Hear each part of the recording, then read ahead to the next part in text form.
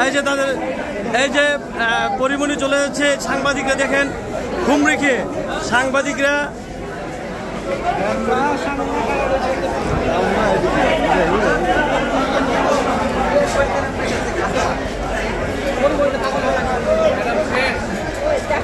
দেখেন বাংলাদেশের সাংবাদিকরা এই রুদ্র গ্রাম গরম উপেক্ষা করে ডজন খানের স্বামী বদলানো এবং মাদক কাণ্ডে আত্মসমর্পণ করে জামিন নিতে আসা পরিমণির জন্য বাংলাদেশের সাংবাদিকরা হুমড়ি খেয়ে পড়ছে।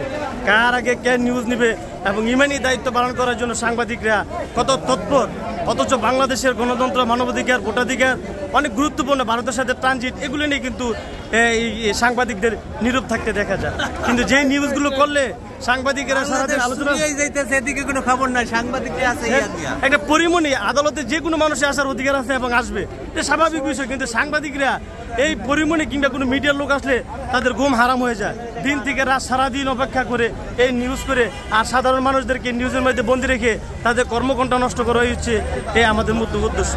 তাই আমরা আর কতটুকু সময় গেলে আমরা সচেতন হব, আমাদের বিবেক জাগ্রত হয়ে যায় না যে পরিমণি চলে যাওয়ার মধ্য দিয়ে সাংবাদিকদের খবর নাই, সাংবাদিকরা দোয়া করি আল্লাহ যেন আমাদের শুভ বুদ্ধির উদয় দেয় এবং আমরা যেন সত্যিকারের সঠিক নিউজ করার মতো সে তৌফিক আল্লাহ আমাদের দান করে।